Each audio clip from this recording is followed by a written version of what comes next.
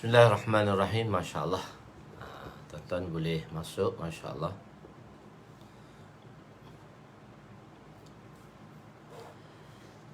Dengan hadirkan, Masya Allah. Waalaikumsalam warahmatullahi wabarakatuh. Masya Allah. Boleh hadirkan diri tuan-tuan semua. Masya Allah. Dan hadirkan iman dan ihtisab. Hadirkan iman dan ihtisab.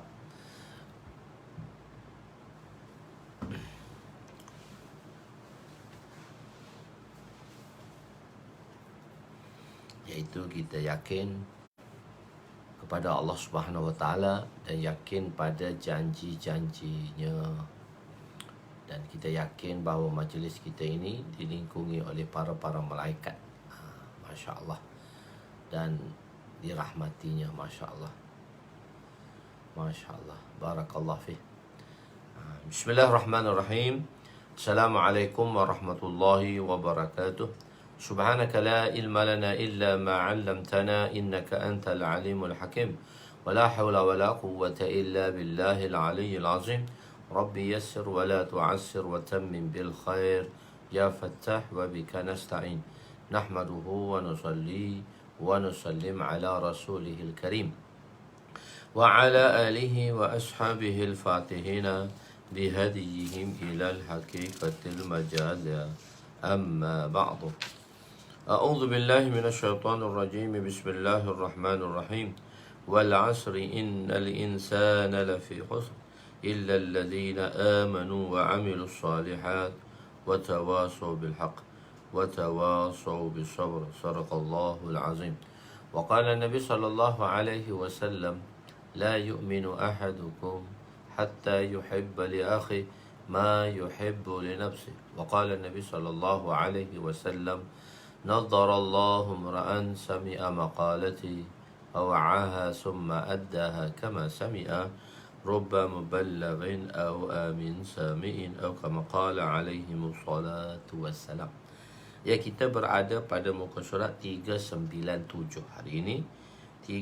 Muka surat 397, hadis yang ke-137 bracket 13. Hadis yang ke-13 dalam bab yang keempat pada Kitabul Iman, iaitu bab sabitnya azabil kubur, sabitnya azab kubur, adanya azab di dalam kubur.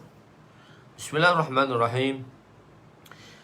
Wa an Asma binti Abi Bakr radhiyallahu anha qalat qama Rasul sallallahu alaihi wasallam khatiba فذكر فتنة القبر التي يفتن فيها المرء فلما ذكر ذلك ضج المسلمون ضجة رواه بخاري هكذا وزاد النسائي حالت بيني وبين أن أفهم كلام رسول الله صلى الله عليه وسلم فلما سكنت ضجتهم قلت لرجل قريب مني أي بارك الله فيك ماذا قال رسول صلى الله عليه وسلم في آخر قوله قال قد أوحي إلي أنكم تفتنون في قبور قريبا من فتنة الدجال.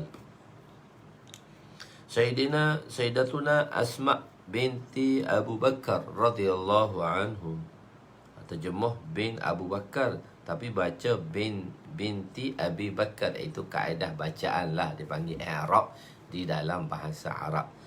Jadi dalam Melayu dia tidak ada i'rab.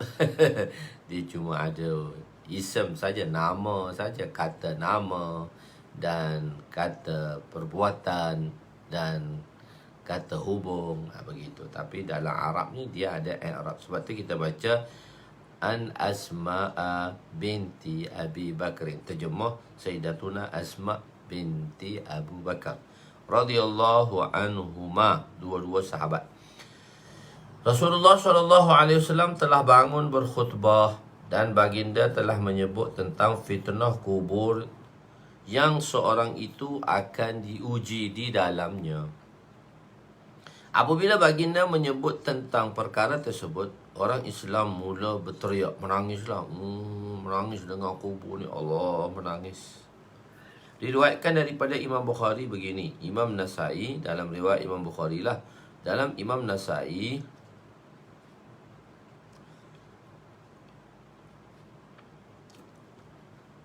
telah menambah di dalam riwayatnya, teriakannya mereka menghalang. Teriakan mereka menghalang aku memahami percakapan Nabi. Oleh kerana jemaah tu sedang menangis semasa Nabi menyampaikan tazkirah tentang kubur atau berkhutbah tentang kubur, jadi aku tak dengar last tu apa Nabi kata. Teriakan mereka menghalang aku memahami percakapan Nabi. Apabila tangisan itu reda, bila orang dah cool sikit, aku telah bertanya kepada lelaki yang dekat denganku, iaitu kerabatku, wahai si fulan, moga Allah berkati kamu. Apa yang diucapkan oleh Rasulullah pada akhir percakapan baginda? Katanya perawi tadi, kata lelaki yang berdekatannya, iaitu warisnya tadi, telah diwahyukan, Nabi kata, telah diwahyukan kepadaku bahawa kamu akan diuji di dalam kubur seumpama fitnah Dajjal. Sebagaimana umat ini akan diuji dengan Dajjal nanti, begitulah juga akan diuji dengan fitnah-fitnah di dalam kubur. Okey. Penerangan, beliau lebih tua. Sayyidina Asma' ni siapa? Sayyidina Asma' ni, beliau adalah lebih tua daripada Sayyidatuna Aisyah radhiyallahu anha, dua beradik anak kepada Sayyidina Abu Bakar, iaitu Sayyidatuna Aisyah. Sayyidatuna Aisyah daripada alif itu dia mesti ada mat sikit. Aisyah. Beliau wafat 10 hari selepas 10 hari anak beliau Abdullah bin Zubair wafat di Mekah pada tahun 73 Hijrah ketika berusia 100 tahun. Sayyidatuna Asma', beliau adalah Abdullah bin Zubair, Zubair bin Awam. Zubair bin Awam ni sepupu Nabi sebelah mak. Dan dia kahwin ni dekat-dekat sajalah. Jadi dia kahwin tu dekat-dekat. Jadi dia sepupu Nabi. Abdullah bin Zubair ni, Zubair bin Awam ni, dia sepupu Nabi. Zubair bin Awam ni, dia adalah, kalau Nabi kata setiap Nabi ada menteri dia. Zubair bin Awam ni menteri lah. Dia terjemah menteri Nabi, Zubair bin Awam ni. Begitu orang kanan Nabi lah di dalam memberi. Mungkin ulama kenapa ulama dia ada satu perkataan bahasa Arab ni, tapi ulama menterjemahkan menteri. So bila menteri ni dia bagi nasihat dari segi politically sikit kepada Nabi, strategi dan sebagainya lah. Zubair bin Awam, beliau adalah sepupu Nabi SAW, Zubair bin Awam ni. Jadi Abdullah bin Zubair ni, Zubair bin Awam ni, orang Asma' ni wanita yang begitu cerdik. Sayyidatuna Asma' ialah wanita yang begitu cerdik. Apabila mereka berpindah ke Madinah, Haji Za'bar, lama tak nampak Haji Za'bar. Mungkin ada, tak timbul saja di sini, tak memberi komen. Okey. Sayyidatuna Asma' radhiyallahu anha, dia adalah suatu orang wanita yang begitu cerdik. Masya-Allah, pintar, hebat. Sayyidina Zubair bin Awam ni, dia seorang yang agak cemburu. Sebab perkahwinan itu dia memastikan kesetiaan, kan. Perkahwinan itu juga mengajar kita kesabaran. Perkahwinan itu juga mengajar kita kesetiaan. Jadi sebab itu kita nampak mesti ada kecemburuan lah di dalam kesetiaan tadi. Untuk kesetiaan tu mesti satu orang, pasangan tadi mesti mencemburui satu sama lain. Mudah cemburu. Dia bukan cerewet, cemburu. Sebab untuk menghadirkan kesetiaan tadi, kita perlu cemburu. Kenapa orang rumah kita buat begini? Kenapa suami kita buat begini? Sebab isteri dia akan cemburu. Tapi orang lelaki ni dia jenis cool sikit. Begitu. Jadi Sayyidatuna Asma, beliau ialah seorang yang wanita yang pintar lah, bijak. Macam adik dia lah Sayyidatuna Aisyah. Nabi kata wakanati Aisyah tu rijlatar ra'yi. Sesungguhnya Aisyah itu akalnya seperti lelaki. Kehebatan Aisyah di dalam memberi satu-satu sudut pandangan, pandangannya hebat seperti pandangan seorang lelaki. Maknanya nak menunjukkan kemuliaan Aisyah. Wa kanati Aisyatu rijlatar ra'yi.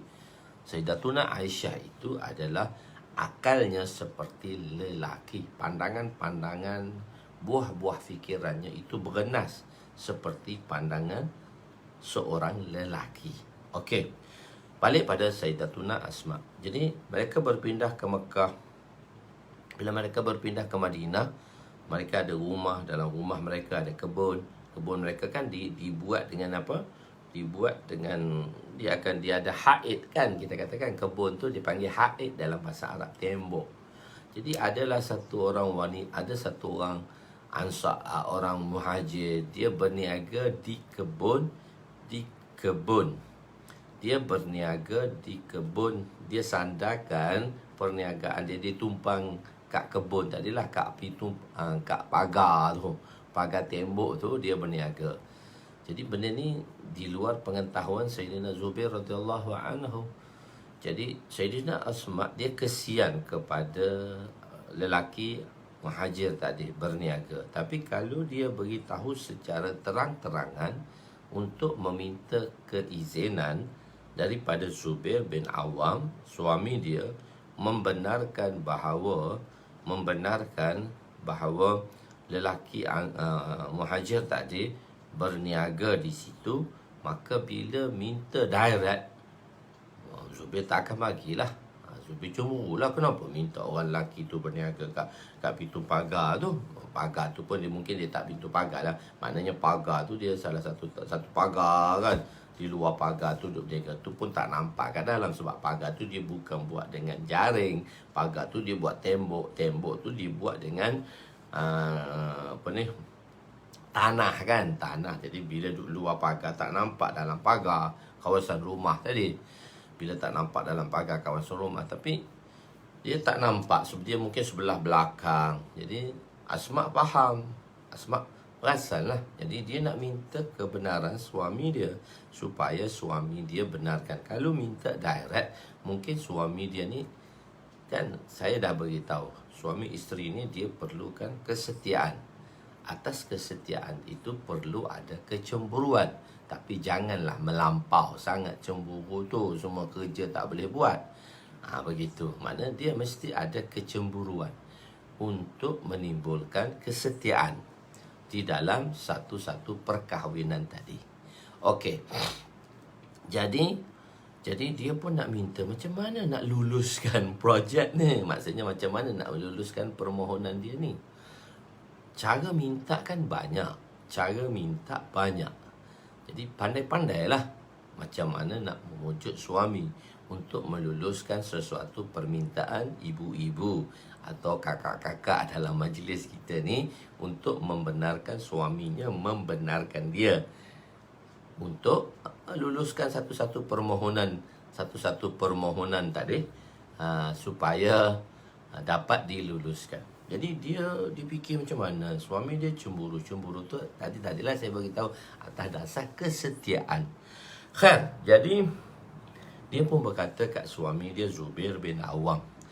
Dia kata, Abang, ya, saya tak senang hatilah ada orang Muhajir tu, dia berniaga berdempelkan dengan pagar rumah kita. Maknanya pagar tu kan luas, kebun kan luas. Dia berdempel, maknanya dia buka kedai dia tu, dia buka perniagaan dia di tembok dekat dengan kebun kita, rumah lah, dalam tembok tu ada kebun dan rumah. Dia berniaga dekat dengan rumah kita. Macam tu lah. Saya tak senang hati lah, bang. Bang, boleh tak? Bang tolong keluarkan dia daripada sini. Saya tak senang hati. Tapi dia tu kesian. Nak minta direct, Zubir tak bagi. So dia kesian kat kawan tu, biarlah niaga okey lah, tak ada apa pun, dia tak kacau kita pun. Tapi dia kesian, tapi dia minta, cara orang cerdik kan, dia minta pandai. Dia kata, bang, saya tak senang hati lah dengan ada satu orang dia berniaga kat tepi kebun kita tu. Saya tak senang hati lah. Abang boleh tak beritahu dia jangan niaga kat sini. Bila Zubir faham, bila Zubir dengar, Zubir kata apa? Alah, tak apalah, orang miskin. Orang nak berniaga kat kebun kita, apa salahnya? Niaga lah. Jadi dia telah dapat kebenaran bahawa lelaki tadi boleh berniaga di situ. Lelaki tadi boleh berniaga di situ. Minta tu kena pandai.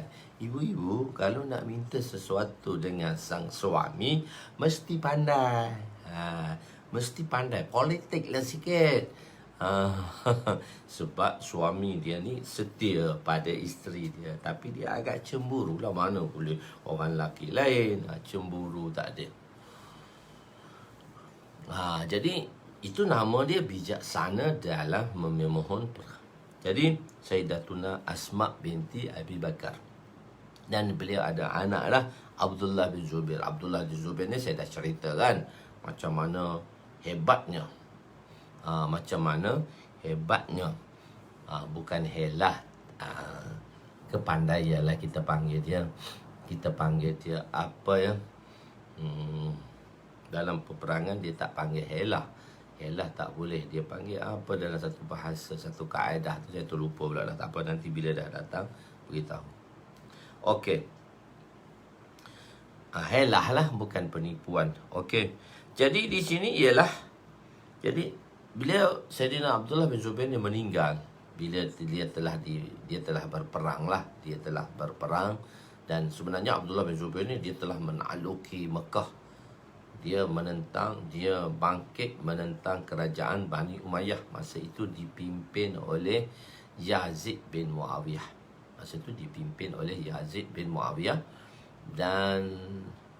masa itu dipimpin oleh Sulaiman bin Abdul Malik. Dan jadi strategi, okeylah, strategi dan sebagainya. Benda simple-simple tu kita kena tahu. Okey. Jadi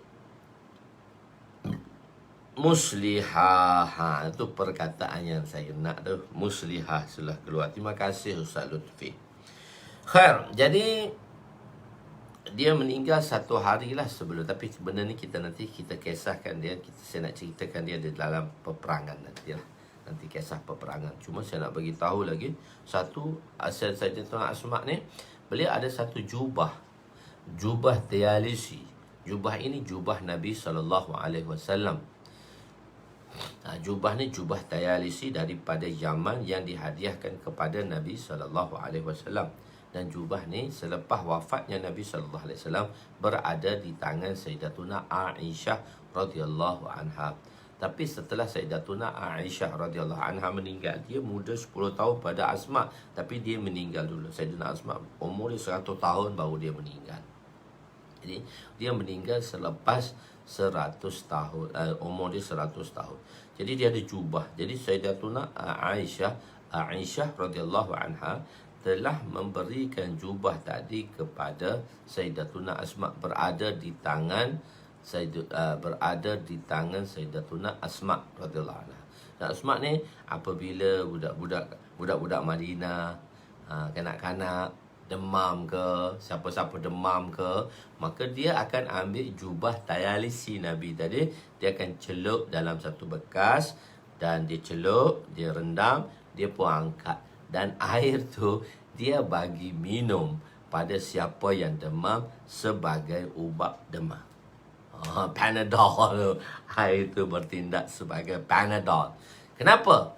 Kerana jubah itu jubah yang dipakai oleh manusia yang terhebat dunia, oleh manusia, iaitu manusia yang terhebat dalam dunia ini, baginda Muhammad Mustafa sallallahu alaihi wasallam.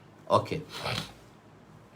Umur beliau ialah lebih tua 10 tahun daripada saudara perempuannya Sayyidatuna Aisyah radhiyallahu anha. Beliau wafat selepas 10 hari anak beliau Zubair bin Awam wafat di Mekah pada tahun 73 Hijrah ketika berusia 100 tahun. Khair. Apabila menjadi sunnah Rasulullah sallallahu alaihi wasallam menerangkan azab. Kadang-kadang kita kan bayan fadail, banyak bayan bagi semangat, timbulkan semangat, ceramah bagi semangat dan sebagainya. Jadi ceramah dan sebagainya. Tapi kadang-kadang sunnah juga kita memberitahu azab. Sebab Nabi SAW dihantar sebagai nazir, basyiran wa nazira. Basyir memberi berita gembira, nazir memberi berita ancaman. Tapi ancaman ni jarang sangatlah disampaikan. Kadang-kadang saja kalau benda tu 10 dalam 7 tu sampaikan basyir, nazir tu sampaikan dalam bentuk 3. Kalau kira nisbah kat 7-3 lah begitu. 5-2, 4-1, 7-3 begitu. Allahu Akbar. Jadi Nabi telah memberi penerangan, iaitu bayan. Nabi beri khutbah bayan, IMZ, bayan berdiri. Nabi berdiri dulu dakwah tabligh semua ceramah berdiri. Sekarang je duduk atau kursi lah. Dulu guru-guru je mengajar duduk, tapi sekarang duduk atau kursi semua dah bayan. Jadi bayan dengan berdiri. Sesuatu pembentangan sebaiknya dalam keadaan berdiri.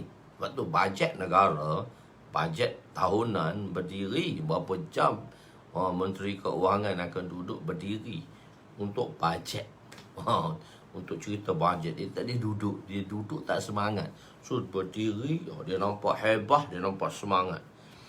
Pembentangan bajet negara pun akan berdiri tanpa duduk berjam-jam lamanya. Okey. Apabila mendengar berita yang disampaikan oleh Nabi, mereka orang Islam mula menangis. Zahirnya dalam 15-20 minit lah Nabi bagi penerangan. Adalah sunnah juga dalam ceramah, iaitu dalam bayan, itu ceramah. Orang tabligh panggil bayan. Dalam penerangan tadi, memberi penerangan tentang perkhabaran akhirat. Boleh kita cerita tentang akhirat juga, boleh kita cerita tentang kubur juga. Bukan cerita tentang kerja saja tak, cerita tentang azab-azabnya. Aku bertanya, jadi bila dah menangis tadi, bila menangis, makin kuat, suara menangis. Jadi tak dengarlah apa yang nak disampaikan oleh Nabi. Maka dia pun tanya orang sebelah dia. Aku menanya seorang lelaki yang dekat, qarib. Dekat di sini ada dua keadaan, dua iktibar dari dua sudut. Satu dari sudut tempat, lelaki tadi dengan dia tak jauh dalam memberi penerangan. Satu lagi dekat tadi dari sudut hubungan kerabat, iaitu mahram lah. Jadi mereka ni tak bercakap dengan ghair mahram, yakni orang-orang mahram, orang-orang mahram, yakni keluarga lah. Jadi bertanya qarib ni makna yang lebih tepat ialah keluarga. Jadi kan keluarga kadang-kadang kita mahram. Jadi mahram ni dia bukan ghair mahram lah, bukan ajnabi lah. Jadi dia pun bertanyalah kepada mahram yang duduk sebelah dia tadi. Dia kata, apa yang Nabi cakap tu aku tak dengar. Dan satu lagi, bila kita meminta sesuatu, pertolongan, maka ataupun nak meminta pertolongan, maka kita kena mendoakan kepada orang yang kita nak minta tolong tadi, ataupun pada orang yang menolong kita. Dia kata, moga Allah memberkati kamu. Dia kata, Masya Allah, moga Allah memberkati kamu.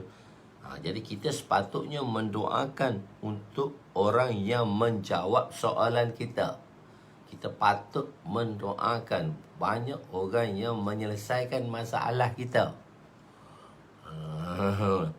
Jadi khususnya para ustaz yang banyak mengajar kita, maka kita kena banyaklah berdoa. Jadi sekarang terbalik. Hanya saja terbalik. Apa, tuan-tuan minta doa dengan ustaz. Okeylah, tak jadi masalah lah. Mungkin nak ambil berkat ke. Jadi ustaz-ustaz ni, para ustaz ni, dia banyak selesai masalah kita.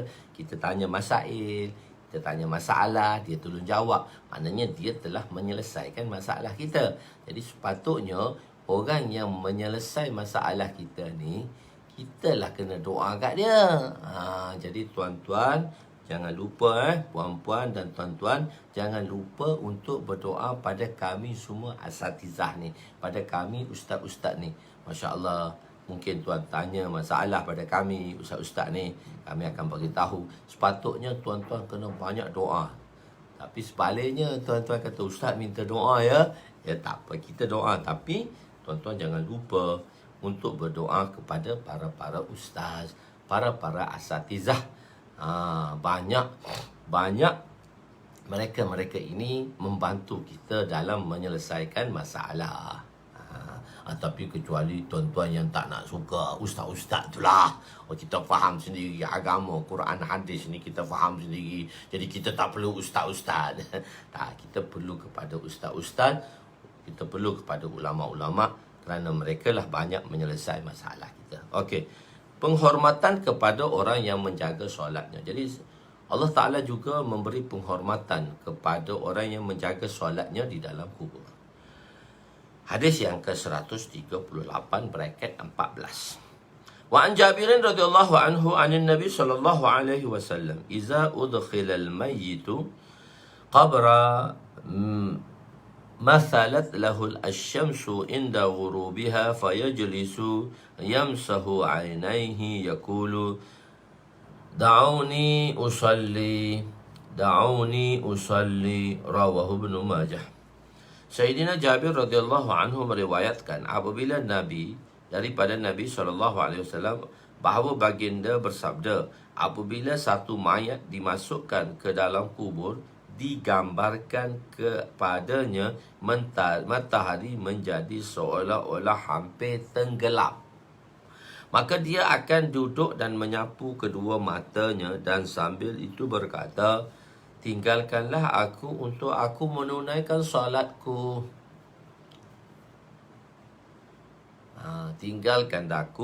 Tinggalkanlah aku untuk aku menunaikan solatku. Satu mayat dimasukkan, penerangan. Berlaku kepada sebahagian mayat, iaitu mereka satu mayat ini benda-benda yang khusus. Nah, alif lam tu, alif lam yang memberi makna khusus. Alif lam tu zihni, yang memberi makna khusus. Bukan alif lam istighraqi, bukan alif lam jinsi, tidak. Alif lam takhsis, tidak. Alif lam tu memberi makna zihnu, iaitu orang-orang yang menjaga solat. Beginilah orang yang mengambil berat tentang solatnya. Orang ambil berat tentang solat dia. Allahu Akbar. Matahari terbenam. Apa maksud dia? Yang keadaan apabila mayat itu masuk ke dalam kubur, keadaan yang hampir gelap macam nak maghrib lah, sebagai simbol baginya bahawa sebagai tanda kehidupan duniamu telah tenggelam dah habis, seumpama terbenamnya matahari duniamu. Keadaan ini berlaku disebabkan dia seorang yang menjaga solat, maka dia akan berasa seolah-olah waktu asar hampir habis dan sudah nak masuk waktu maghrib. Jadi seolah-olah dia berkata kepada malaikat yang nak tanya dia, "Tinggallah aku dulu, tinggal aku dulu. Soalan kamu, tinggalkanlah dulu soalan kamu." Tak payah tanya lagi. Kerana apa? Waktu ni aku nak solat dulu. Boleh jadi peristiwa ini berlaku selepas soalan daripada malaikat. Boleh juga soalan malaikat dulu, dia kata lepas tu kau tinggal aku nak sembahyang dulu. Ini penghormatan yang Allah bagi. Sebab itu Imam Sabit Bunani, Syekh Sabit Bunani rahmatullah alaih, beliau telah berdoa di dalam solat tahajudnya, "Ya Allah, selama 40 tahun, Ya Allah, berilah keistimewaan kepada hamba-Mu ini untuk bersolat di dalam kuburmu, di dalam kuburnya." Masa hari perkebumian Sayyidina Sabit Bunani rahmatullah alaih, maka anaknya menghadiri anak dia tadi, anak perempuan dia tidak menghadirilah satu orang yang meriwayatkannya. Salah satu batu bata, kepingan bata telah terjatuh daripada kubur itu dan aku melihat ke dalam liang kubur. Kubur dah tutup dah. Kenapa pula lihat dalam liang kubur tu pula?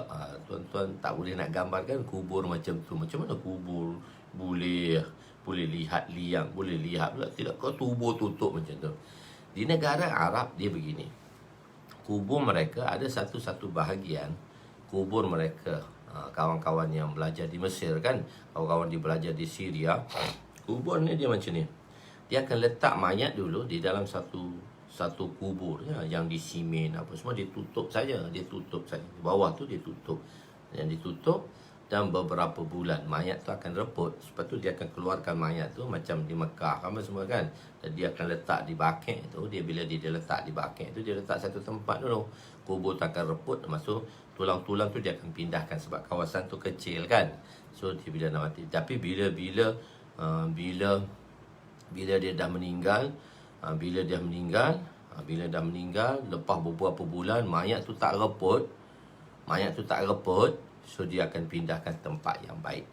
Benda ni telah berlaku kepada Abang Zainal RTM. Siapa orang lama dalam dakwah dia akan kenal lah siapa Abang Zainal RTM. Abang Zainal RTM ni, Masya Allah, dia orang ke depan, seronok khidmat dengan dia. Dia baik dengan pelajar-pelajar. Selalu dia jumpa saya, dia akan sentuh saya punya side baju. Kalau saya pakai baju yang ada side, kalau saya pakai baju cotton ni, dia tak ada side sangat. So dia selalu akan datang pada saya, dia akan sentuh side baju saya, tajam. Dia kata, Ustaz, side baju tajam dia suka usir saya. Kalau khidmat apa-apa, kalau istimewa, dia sukalah, dia akan datang. Dia kata, Ustaz, pelajar berapa orang Ustaz? Saya kata, banyak bang, pelajar banyak. Semua pelajar saya akan bawa aiskrim masing-masing. Seronokkan pelajar-pelajar semasa dia khidmat. Abang Zainal RTM, kita panggil dia Abang Zainal RTM.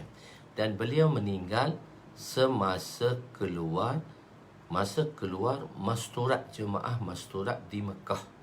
Beliau meninggal di Mekah. Masya Allah. Selepas tu beliau dikapankanlah dan beliau ditanamlah. Beliau ditanam, tapi Mekah ni dia tak tanam lagi, dia letak dalam satu kawasan tu, kawasan kubur tu lah. Dia letak dalam kawasan kubur tu. Jadi selepas beberapa 4 bulan dia akan tengok lah, dia akan tengok mayat tadi, dia akan tengok tanda. Selepas beberapa bulan tu dia akan keluarkan mayat tadi. So dia tengok, Masya Allah, dia kata syahid. Maksudnya orang mati syahid lah. Macam orang mati syahid tak hancur. Mayat Abang Zainal tak hancur. Allahu Akbar. Bahagianya dia, mayat dia tak hancur. So dia dipindahkan dan dikebumikan di tempat yang selamat. Sebab ni dikatanya syuhada ni, orang-orang yang tak hancur ni. Masya Allah, Abang Zainal. Jadi sebab tu saya nak gambarkan pada tuan cerita Sabit Banani tadi. Macam mana pula boleh jatuh bata, boleh tengok dia sembahyang, kubur tu kan dah tutup lah. Kubur kan dah tutup lah dengan tanah. Kawan tu nak berdiri macam mana? Kalau kena keranda pun dia step kat keranda tu nampak macam mana. Dia letak macam itulah kubur dia dulu. Dia letak satu kawasan dulu, dia masuk. Dan satu kawan saya, dia belajar di Syria, Ustaz Ghazali ni dia orang Thailand. Dan dia dulu sekarang buka madrasah kat Thailand lah. Dan dia kata ada satu hafizah daripada Malaysia meninggal. Dan dia ditanam macam tu lah. Bila ditanam macam tu, so mayat dia tak hancur. Bila tu semua orang turun balik lah. Orang turun dalam kawasan perkuburan tadi nak tengok mayat budak perempuan tadi yang hafizah tadi tak hancur. Abang Zainal ni Ustaz Ghazali cerita. Jadi tuan-tuan boleh gambarkanlah keadaan kubur tadi kan. Jadi bukan macam mana dia boleh sembahyang dalam kubur, tak logik. Kalau Malaysia kubur ni dia tutup terus selalu macam tu. Jadi kalau kubur negara-negara Arab ada macam-macam keadaan demikian. Jadi ada macam-macam dalam keadaan demikian. Okey, ya Profesor Safwan. Ustaz Ismail punya pakcik lah. Dia Zaini punya, Haji Zaini punya Haji Zaini punya abang lah, Haji Zaini. Haji Zaini tu dia panggil nama apa, nama glamour dia bukan Haji Zaini. Dalam dakwah saja Haji Zaini. Itu pak mertua Ustaz Ismail. Dan dia pelukis lukisan mahal tu, lukis abstrak tu, lukis apa tahu, dia panggil lukis apa tahu. Satu-satu lukisan tu 500,000. Kan tak apa, rezeki dia. Ni nama apa, dia ada galeri tu, pakcik. Tapi kita orang panggil Zaini aja, Haji Zaini. Tapi dia bukan nama Haji Zaini. Osman Ghani ya. Dia masyhur dengan nama Osman Ghani. Pelukis abstrak tu, maknanya pelukis satu lukisan yang mahal tu. Kan tak apa. Jadi maksudnya dia diberi apa dia ni? Dia diberi kemuliaan untuk solat di dalam kuburnya. Dia kata apa? Dia pergi tanya anak perempuan dia, ayah kamu tu, apa amalan ayah kamu sehingga hebat sekali boleh sembahyang kat kubur? Kan masa duduk sembahyang, dia tengok kawan tu duduk sembahyang, kawan tu duduk tunjuk, "Shh, diam, aku nak solat dulu." Pergi tanya anak perempuan dia. Dia kata, ayah saya dalam tahajud dia selalu doa, "Ya Allah, berilah kesempatan pada hamba-Mu ini untuk menunaikan solat di dalam kuburnya." Yusuf Ghani, di dalam kuburnya. Okey. Jadi kehidupan, bagaimana kehidupan seorang itu di dunia ini, begitulah kematiannya. Hadis yang ke-139. Wa an Abi Hurairah radhiyallahu anhu. Ini sentimental sikit tau, dia bukan, ini sentimental sikit lah, okey. Penyampaian dalam bentuk sentimental sikit. Okey, wa an Abi Hurairah radhiyallahu anhu, anin Nabi sallallahu alaihi wasallam qala, innal mayyita yasiru ila al-qabri fayajlisu ar-rajulu fi qabrihi ghaira faza'in ولا مشغوب ثم يقال فيما كنت فيقول كنت في الإسلام فيقال ما هذا الرجل فيقول محمد رسول صلى الله عليه وسلم جاءنا بالبينات من عند الله فصدقناه فيقال له هل رأيت الله فيقول ما ينبغي لأحد أن يرى الله ويفرح له فرجة قبل النار فينظر إليها يحطم بعضها بعضا فيقال له انظر إلى ما وقاك الله ثم يفرح له الفرجة قبل الجنة فينظر إلى زهرتها وما فيها فيقال له هذا مقعدك على اليقين كنت وعليه مت وعليه تبعث إن شاء الله تعالى فيجلس الرجل السوء في قبره فزغا مشغوبا فيقال فيما كنت فيقول لا أدري يقال له ما هذا الرجل فيقول سمعت الناس يقول قولا فقلته ويفرح له فرجة قبل الجنة فينظر إلى زهرتها وما فيها فيقال له انظر إلى ما صرف الله عنك ثم يفرج له فرجة إلى النار فينظر إليها يحطم بعضها بعضا فيقال له هذا مقعدك على الشك كنت وعليه مت وعليه تبعث إن شاء الله تعالى رواه ابن ماجه. Hadis yang ke-139 bracket 15, hadis terakhir di dalam kitab, di dalam bab sabitnya azab kubur. Sayyidina Abu Hurairah radhiyallahu anhu meriwayatkan bahawa Rasulullah sallallahu alaihi wasallam bersabda, sesungguhnya setiap jenazah akan pergi ke kubur. Maka didudukkan seorang lelaki di dalam kubur tanpa rasa takut dan bimbang. Lalu ditanya, apakah agama kamu kat dunia ni? Dia menjawab, aku beragama Islam. Maka ditanya lelaki itu, dia menjawab. Maka ditanya, siapakah lelaki itu? Mata qulu fi hadzal rajul. Soalan dia, mata qulu fi hadzal rajul? Ma kunta taqulu fi hadzal rajul. Riwayat-riwayat yang berbeza. Siapakah lelaki itu? Dia menjawab, dialah Muhammad sallallahu alaihi wasallam, Rasulullah. Dia telah membawa kepada kami bukti-bukti bayinat, bukti-bukti kebenaran daripada Allah dan kami membenarkannya. Maka ditanya, Adakah kamu melihat Allah? Dia menjawab, tidak layak bagi seorang pun untuk melihat Allah. Lalu dibuka sebuah lubang menghala ke neraka dan dia melihat sebahagian penduduknya memakan sebahagian yang lain dan diberitahu kepadanya, lihatlah apa yang Allah telah selamatkan kamu daripada tempat itu.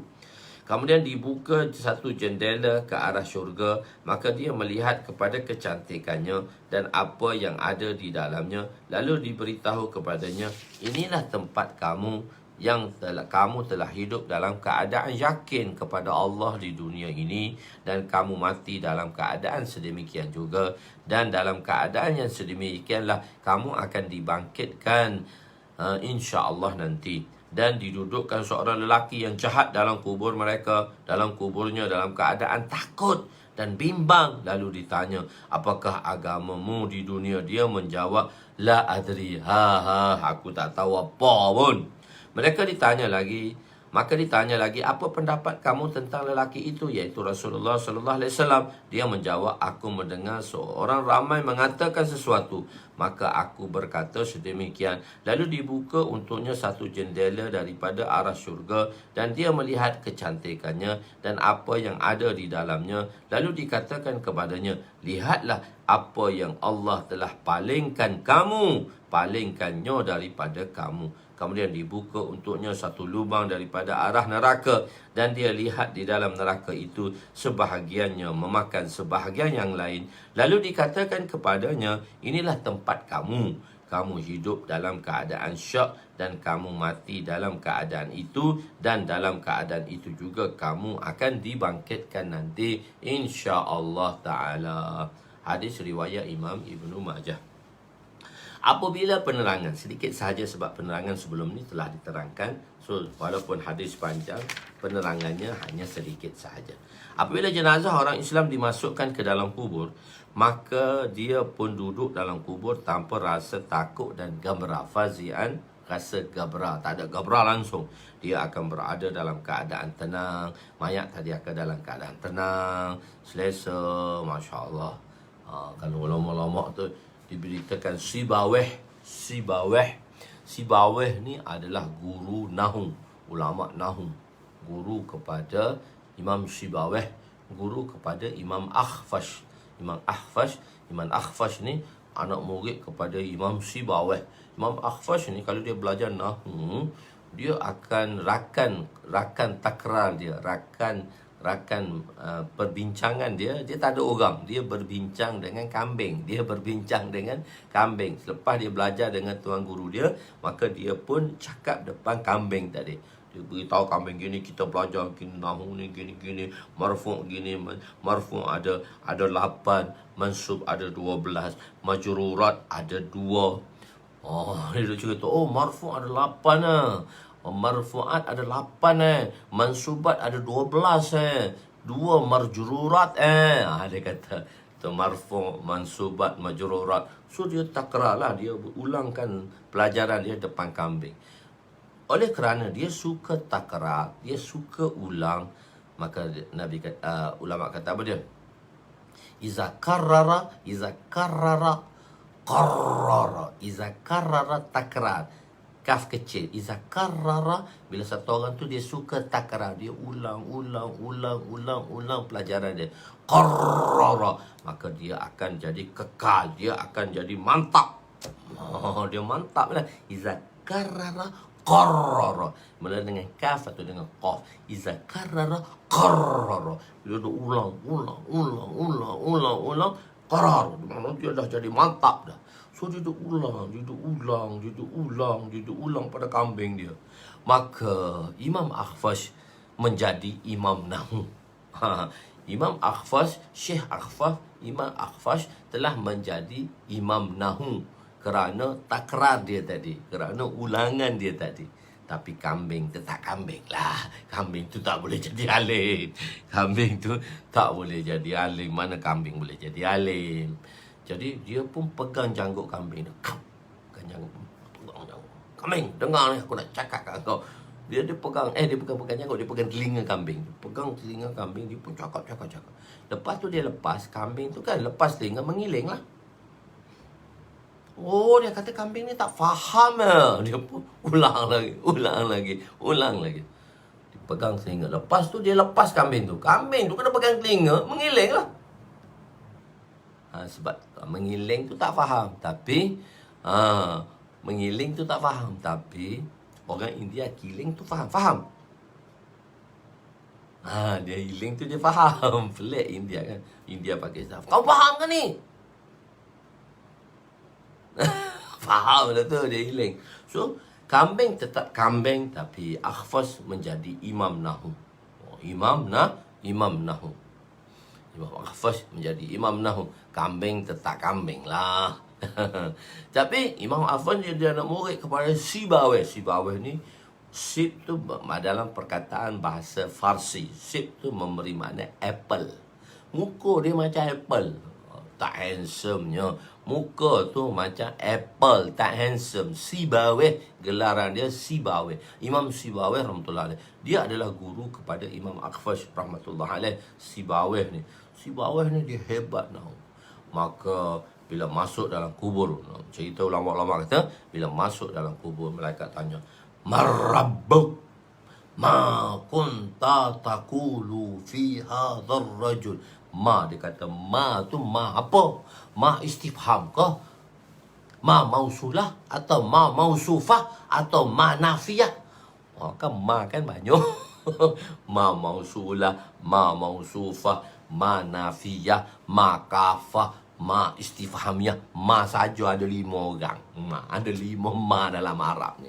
So dia tanya malaikat, ma tu apa? Engkau duk tanya orang, ma tu kau tahu tak ma tu apa? Man rabbuk, man tu apa? Man mausul ke, man silah ke? Man rabbuk, man rabbuk. Man mausulah ke, man mausufah ke, man istifhamiyah ke? Ma taqulu, ma man sama je lah. Ma tu man dan man. Soalan tu dia tanya, ma tu apa? Man tu apa? Malaikat kata, hebat orang ni. Gedebel dia tanya kita. Kita tanya dia, dia tanya kita pula. Error. Dia tanya error. Pening. Malaikat kata, nak bagi tahu hebatnya orang tadi. Ilmu dia tadi. Masya Allah. Jadi, adakah kamu boleh melihat Allah? Kamu boleh lihat Allah. Dikatakan kepada Nabi Musa, lantarani Musa, kau tak boleh lihat aku. Dan kamu sekali-kali tidak boleh melihat aku. 3 soalan akan ditanya dalam kubur. Kebiasaannya. Marrabbuk, ma kunta taqulu fi hadzal rajul, ma dinuk, ma ikhwanuk. Itu ada lagi lah, ma ikhwanuka dan sebagainya. Dalam neraka ada penghuninya yang memakan satu sama lain. Perkataan insya-Allah di sini ialah tahsinul kalam, untuk memperelokkan percakapan untuk mendapat keberkatan.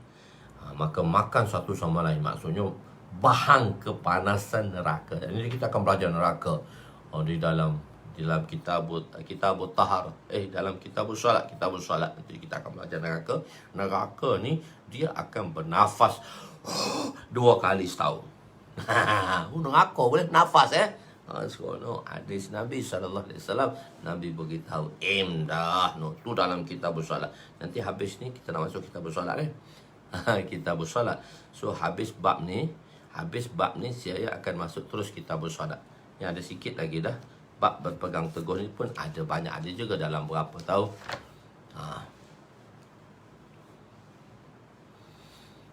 Ulang-ulang tu tuan-tuan lah. Saya ulang sekali sudahlah. Saya ulang banyak kali. Tuan-tuan, pengajian Maulana kena belajar berulang-ulang. Saya mengajar tuan-tuan sekali je. Tuan-tuan lah kena ulang banyak kalinya. Kalau saya ulang-ulang kat sini, tuan-tuan tak habis lah kitab ni. Okey. Okey saja je. Okey. Jadi, tahsinul kalam. Jadi, memakan satu sama lain. Neraka ni dia panas tau. So, Allah Ta'ala benarkan dia bernafas 2 kali setahun. Satu nafas sejuk, satu nafas panas. Sebab tu kadang-kadang kita tiupkan.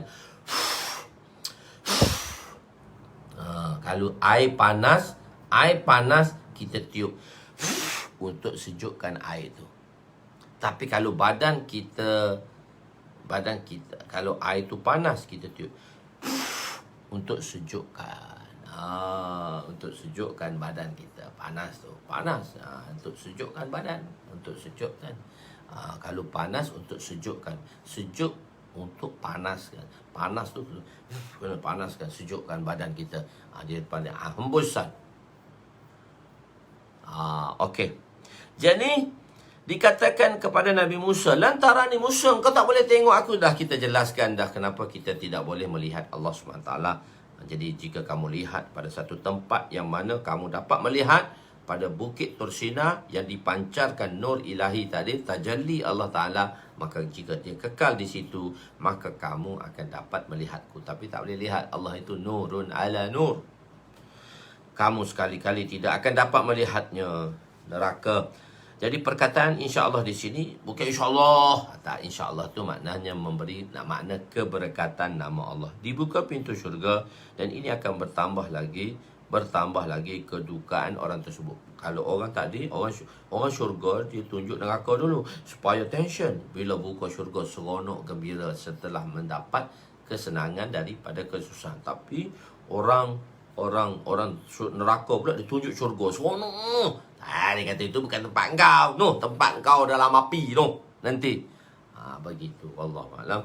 So, kita pergi kepada bab yang seterusnya, bab kelima di dalam Kitabul Iman, iaitu Babul I'tisam bil Kitab was Sunnah. Bab berpegang teguh dengan Al-Quran dan As-Sunnah. Ini salah orang faham ni. Orang salah faham. Nak faham Quran.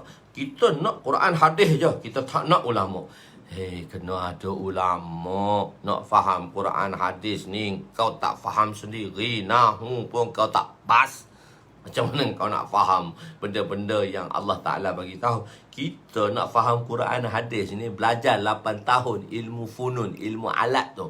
Nahu, sarah, balaghah, ma'ani, badai, mantik, semua macam-macam ilmu kita belajar. 15 ilmu tu kita belajar. Nak faham Quran hadis. Takkanlah tuan-tuan nak faham Quran hadis tanpa ulama'.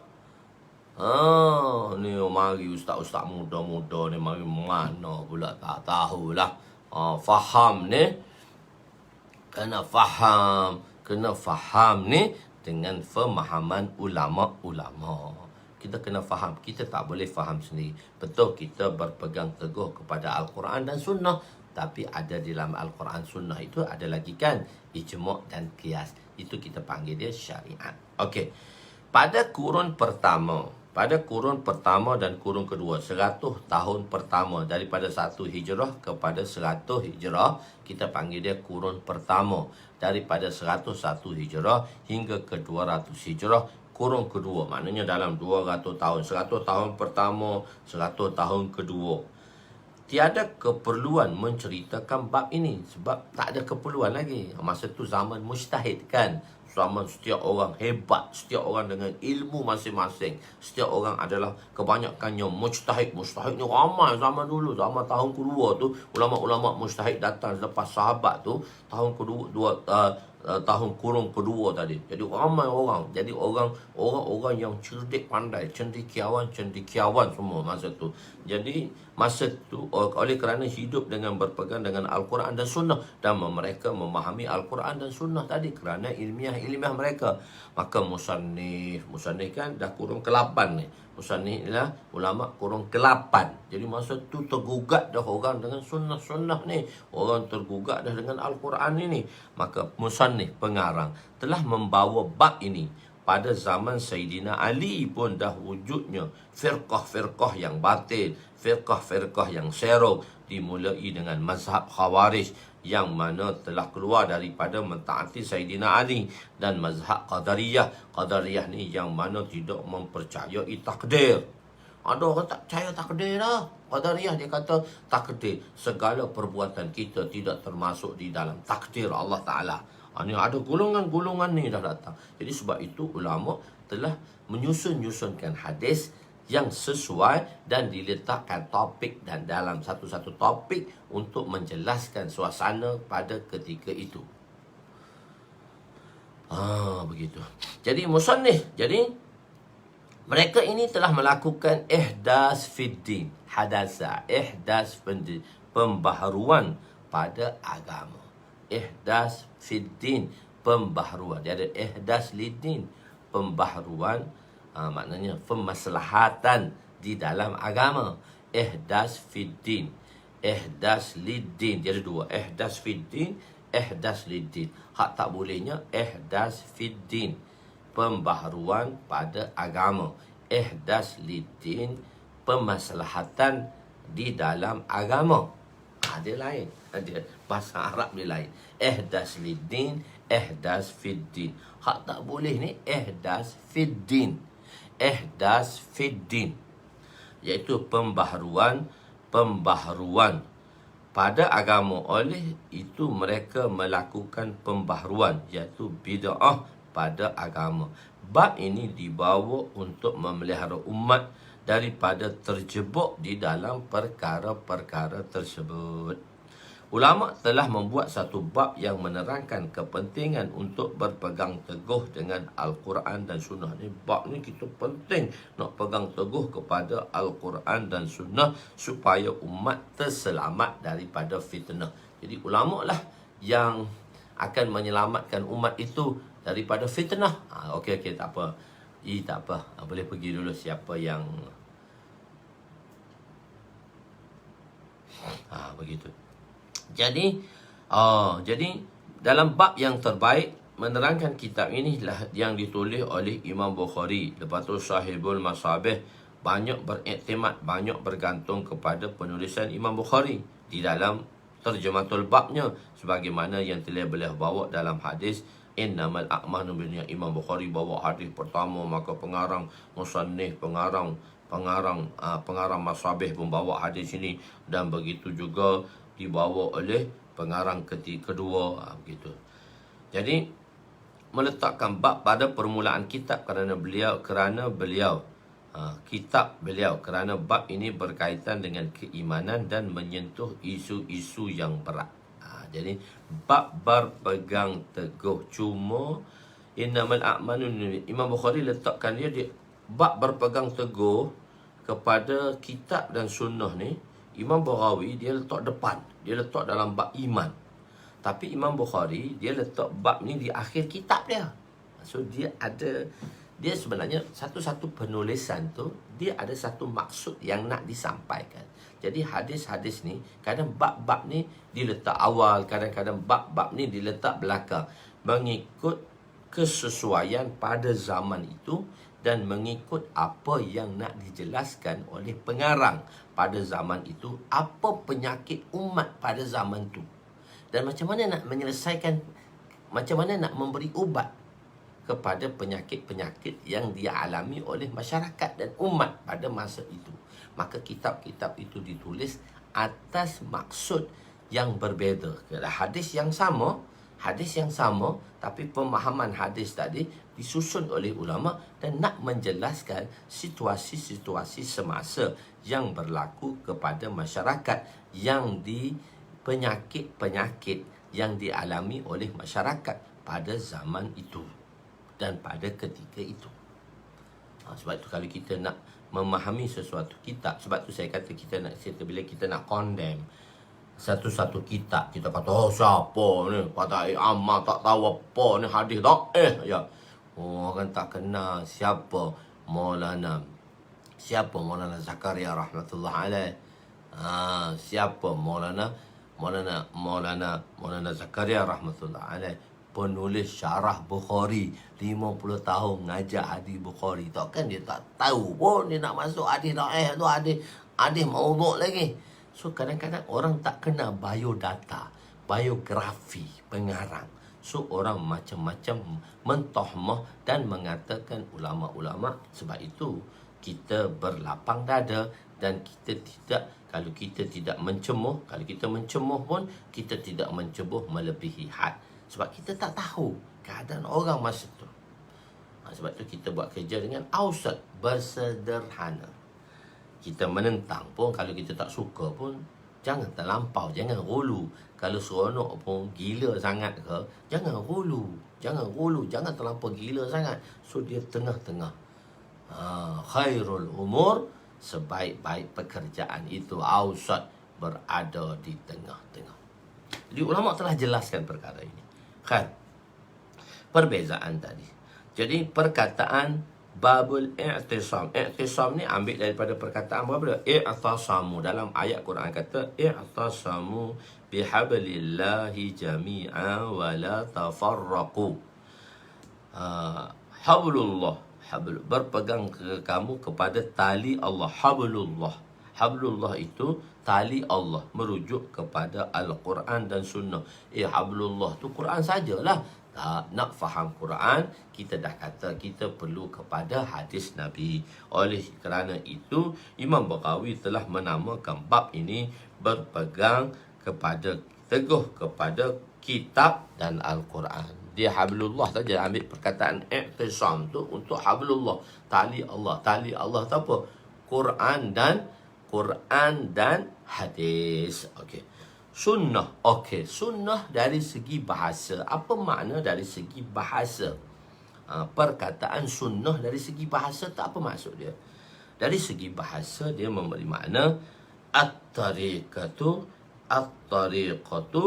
al-maslukah. At-tariqatu al-maslukah. Apa terjemahnya? Jalan yang perlu diikuti secara ittiba'. Jalan yang kita kena ikut sebiji-sebiji. Ittiba'. Jalan yang perlu diikuti secara ittiba'. Maka kita tengok pula al-tariqatu al-maslukah. At-tariqah al-maslukah. At-tariq, kalau kita dari segi Arabnya, ialah mausuf. Dan al-maslukah tu sifat. Mausuf sifat. Tariqah yang tariqah macam mana? Yang maslukah. Tariqah yang mana jalan. Tariqah tu jalan lah. Jalan yang mana perlu diikuti secara ittiba'. Dalam bahasa Arab dia memang ajib lah. Bahasa Arab ni dia tak boleh tengok makna saja. Dia tak boleh tengok lafaz saja. Jadi perkataan maslukah, asal dia perbuatan dia salaka. Salaka ni memberi makna salaka. Dalam kamus apabila fi'il ni salaka ni satu fi'il madhi. Dan maf'ul bihinya, kalau dia ada maf'ulnya perkataan tariq, salaka tariq. Tapi kalau dia jadi mausul sifat at-tariqul al-masrukah, dia salaka tariqah. Kalau kita tengok dalam kamus tu, kita cari salaka yasluku, fi'il madhi, salaka yasluku salkan, salaka yasluku salukan, apa boleh juga. Salaka yasluku salkan, salaka yasluku salukan. So dia akan memberi makna selalu.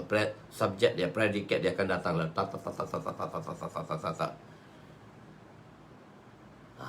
Di sini. Jadi saya nak terang ni ittiba' tu benda tu. Jadi bila kita kata fi'il salaka dan maf'ul bihinya tariq, ialah tariq, maka ia memberi makna ittiba'. Makna ittiba' ialah apabila seorang itu melangkah. Bila orang pertama dia melangkah. Matbu' ni orang mula-mula. Tabi' tu orang yang mengikuti. So matbu' kan, matbu' ni bila dia berjalan, Nabi SAW sebagai matbu' kita lah, idola kita lah, matbu' kita dan idola kita. Dan apa yang Nabi buat, apa yang Nabi lakukan, apa yang Nabi cakap, dari sudut mana? Dari sudut perwatakan, daripada sudut sifat dan dari sudut pemikiran.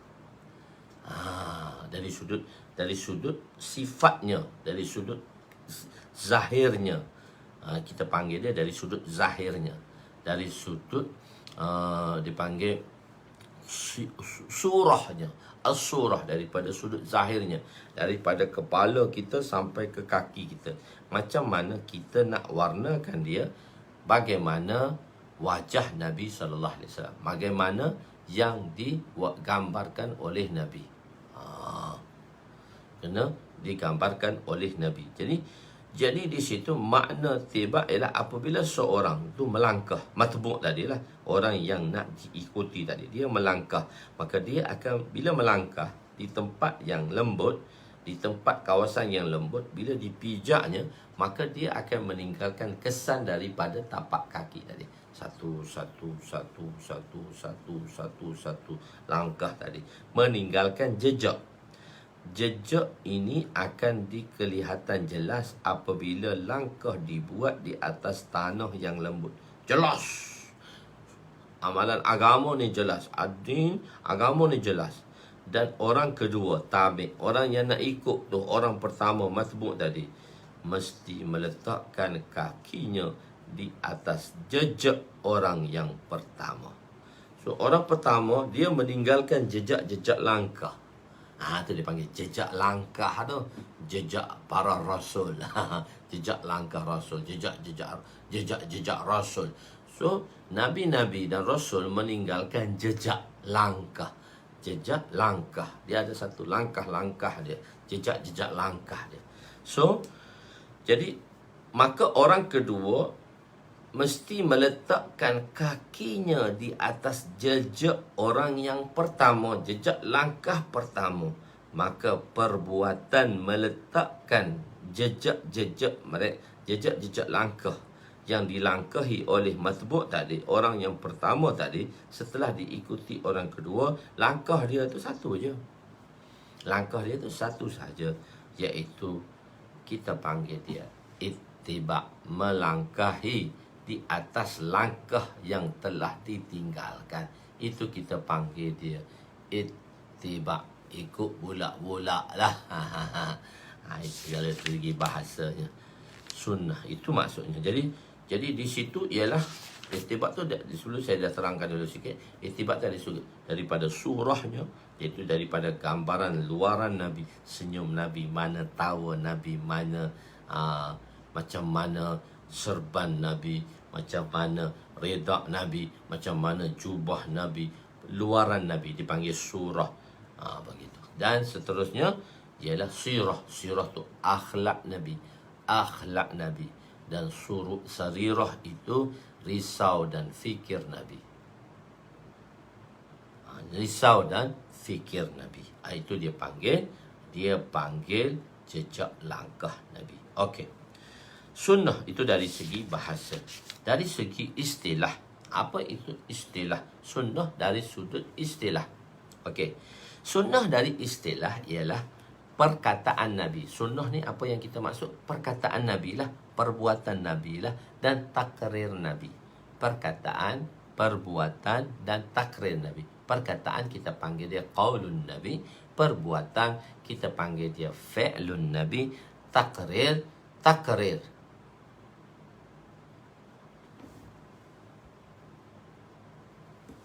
Satu lagi, takrir. Takrir ni ialah perbuatan atau percakapan yang dilakukan oleh sahabat di depan Nabi atau sewaktu kewujudan Nabi, ataupun benda tu tak ada depan Nabi, tetapi berita itu telah disampaikan pada Nabi bahawa si fulan telah bercakap, si fulan telah membuat sesuatu. Dan dia kata hadratun Nabi, bihadratin Nabi, di hadapan Nabi. Itu takrir. Tuan-tuan buka muka surat ni. Dalam takrir Nabi, saya ada cerita sedikit. Muka surat 1.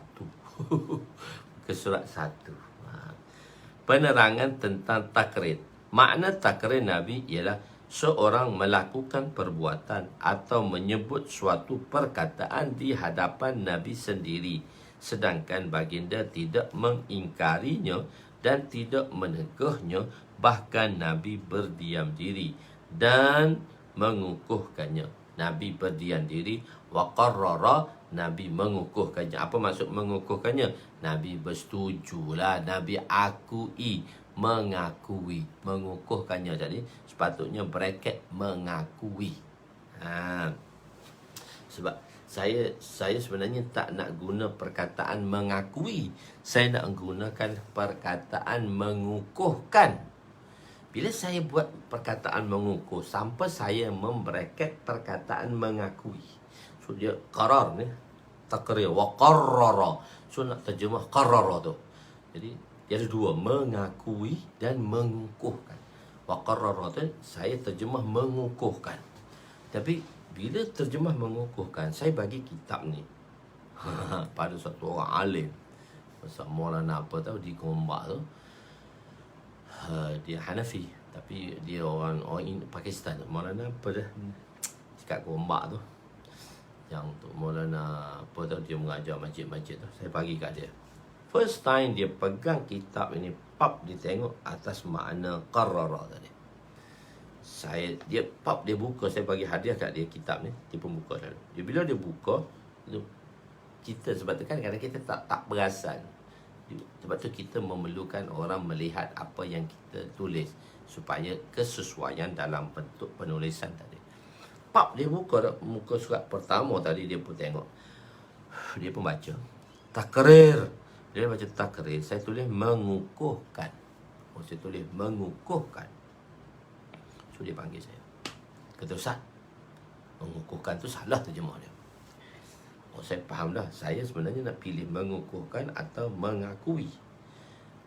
Akui itu sebab benda tu dah kukuh. Saya mengambil jalan kukuh dulu, baru akui. Sebab bila akui, benda tu dah kukuh. Kalau benda tu tak kukuh, macam mana nak akur? Macam mana nak mengakui benda tu? Benda tu tak kukuh. Saya terjemah qarrara tu kukuh. Dan bila tak kukuh, dia mengakui. Dia tak terjemah kukuh di situ. Dia kata mengakui. So saya masih tinggal dalam perkataan mengukuhkan. Patutnya saya dah berekatkan iaitu dalam makna mengakui. Dalam makna mengakui. Ulama ni dia tengok pun dia dah faham dah.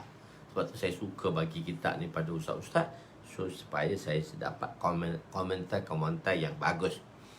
Saya dapat belajar banyak. Alhamdulillah. Saya kata terima kasih Tuan Guru. Terima kasih Maulana kerana memberi Maulana Nur Muhammad. Saya terlupa bila Maulana Nur Muhammad. Okey. Saya jumpa Maulana Nur Muhammad, saya bagi selalu. Saya suka kata ada apa yang tak kena, beritahu. Dalam penulisan dan dalam penterjemahan lah, dalam penguasaan tadi. So bagus. Alhamdulillah. Banyak kita kena belajar lagi.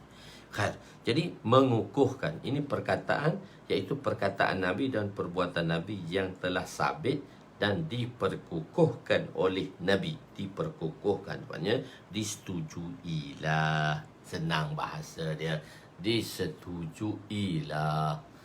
Begitu. Maknanya disetujui. Okey. Jadi kita di situlah dulu. Tuan-tuan dah pukul 8 dah. Tuan-tuan pun nanti dia perbeza.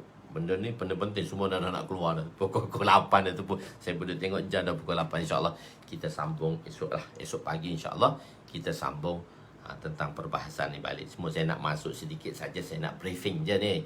So nanti esok kita terangkan balik insyaAllah. Kita jumpa esok. Wabillahi taufiq wal hidayah. Assalamualaikum warahmatullahi wabarakatuh.